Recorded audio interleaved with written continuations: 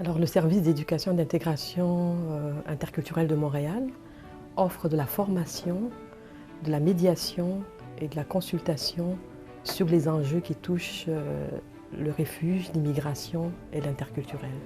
Et moi, j'évalue les besoins et j'identifie les formateurs qui peuvent donner soit la formation, soit le conseil, soit faire la médiation.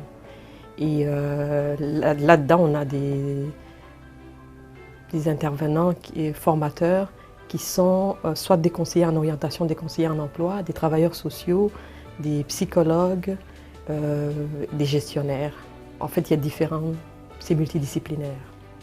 Le rapprochement permet une transformation sociale, permet à du monde qui viennent des horizons différents de pouvoir, de façon harmonieuse, travailler ensemble, interagir ensemble et développer ensemble des initiatives qui vont faire que notre société, peu importe l'origine, la cohabitation et la cohésion sociale sont facilitées. Moi, je pense, en guillemets, de façon simple, c'est comme ça que je vois le rapprochement interculturel.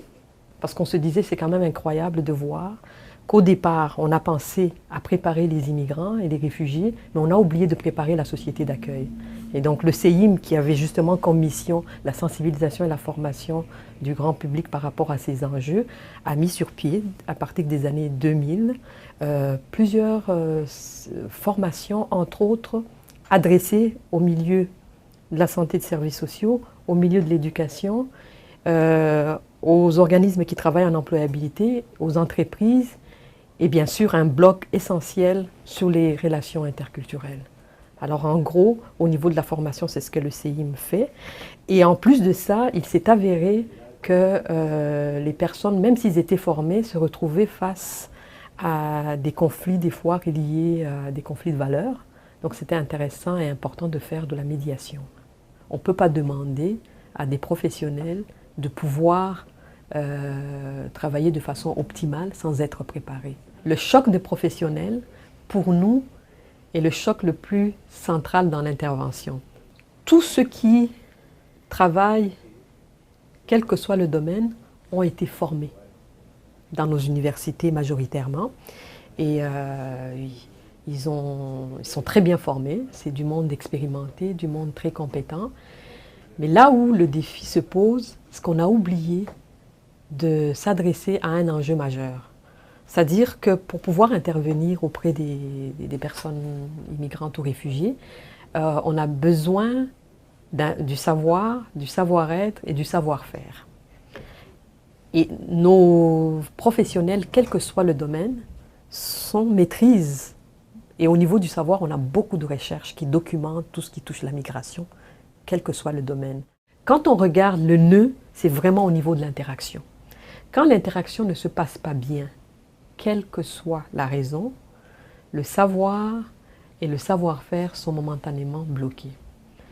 Ceux qui arrivent font face à des changements et un des défis qu'ils auront à relever, c'est recréer de nouveaux repères pour pouvoir se repérer dans leur nouvelle société.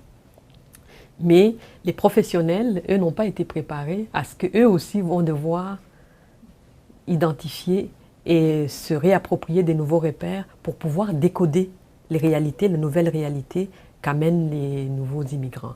Si on ne tient pas compte des inégalités des départs, lorsqu'on fait pareil pour tout le monde, on renforce les inégalités au lieu de les dépasser en fait, ou bien de les contrecarrer.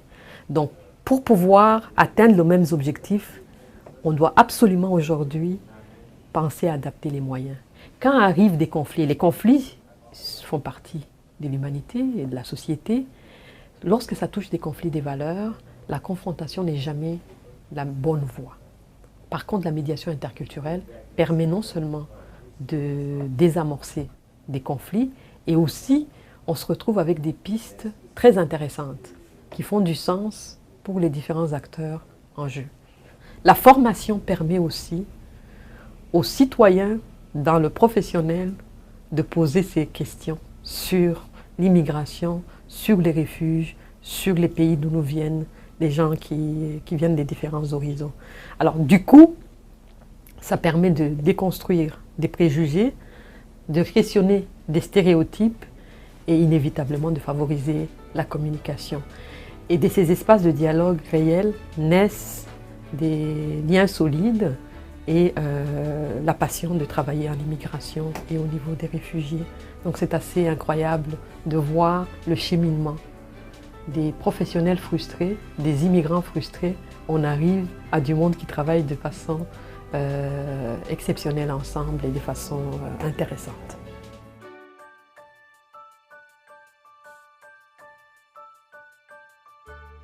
Alors, moi, je m'appelle Mélanie Isside, je suis psychologue en milieu scolaire depuis 12 ans. J'ai fait ma 12e rentrée scolaire cette année et je travaille à Montréal à la commission scolaire Marguerite Bourgeois depuis 10 ans. Donc, c'est ça, j'ai suivi une formation à Gatineau qui était donnée par Marie-Claire Réfagari et puis par Monique Tremblay sur les enjeux, les défis des immigrants qui viennent comme réfugiés ou qui viennent en faisant une demande de résidence permanente. Un peu interculturalité, santé mentale. Ce qui m'a poussée à aller chercher cette formation-là, c'est qu'à la commission scolaire, notre clientèle est très... On a un fort pourcentage de clientèle immigrante. Et puis, on a des classes d'accueil. Donc, on a des enfants qui arrivent, qui ont vécu toutes sortes de réalités qu'on ne connaît pas encore très bien. Les formations que j'ai suivies m'ont apporté une meilleure compréhension de la réalité des immigrants, des enjeux principaux.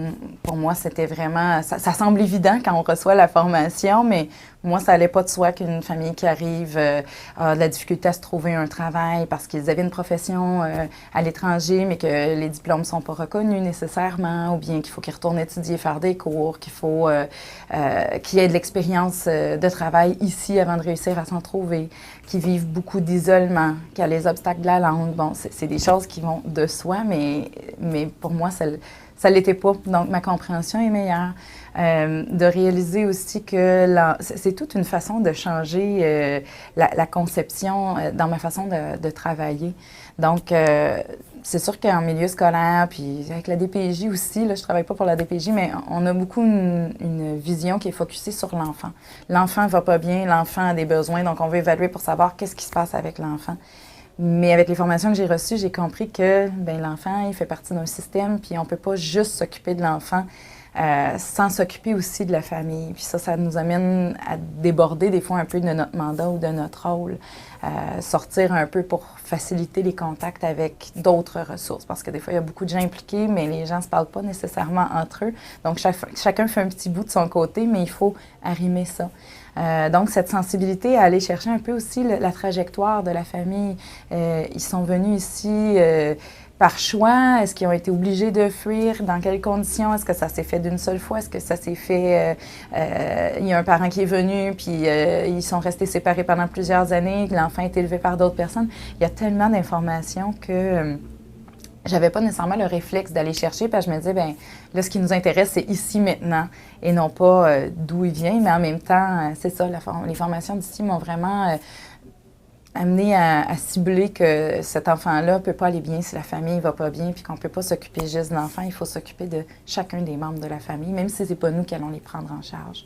Maintenant, je prends plus le temps d'aller chercher l'information, d'aller systématiquement savoir c'est quoi le statut de la famille, ils sont venus de quelle façon, est-ce qu'ils ont eu l'occasion d'apprendre la langue, est-ce qu'ils ont eu un travail, de regarder des facteurs autres que seulement mon enfant, mon élève. Ça a un impact aussi au niveau de mes collègues parce qu'on se fait beaucoup de soutien entre nous. On va des fois se dire, bon, mais là, je t'appelle parce que là, j'ai tel élève, telle famille, j'aimerais ça avoir une autre opinion. Et ça m'amène, moi, à l'épiceté puis de dire, bien, cet enfant-là, cette famille-là, elle vient d'où? Qu'est-ce qui arrive? Qu'est-ce qu'ils ont vécu? Puis souvent, la réponse, c'est, bien, on le sait pas. OK, bon, on va aller chercher l'information. Ou, bien, les parents, ils parlent pas français, on peut pas les rencontrer. Bon, on va faire venir un interprète. Mais ça, on le faisait déjà, mais peut-être que je le ferai un peu plus systématiquement pour m'assurer de communiquer avec les parents. Ça m'a amené à développer aussi un peu plus un réseau de ressources, c'est-à-dire de faire des contacts ou de me renseigner dans mon quartier. Est-ce qu'il y en a des organismes communautaires qui peuvent apporter un soutien aux immigrants? Parce qu'il y en a, mais moi, je ne les connaissais pas, les ressources. Donc, en comprenant mieux les enjeux, en comprenant mieux comment ça fonctionne, c'est quoi les différents statuts, c'est quoi les différents services auxquels ils ont droit selon les statuts. En tout cas, disons que la formation m'a poussée, moi, à aller chercher de mon côté d'autres informations pour mieux comprendre et donc mieux intervenir.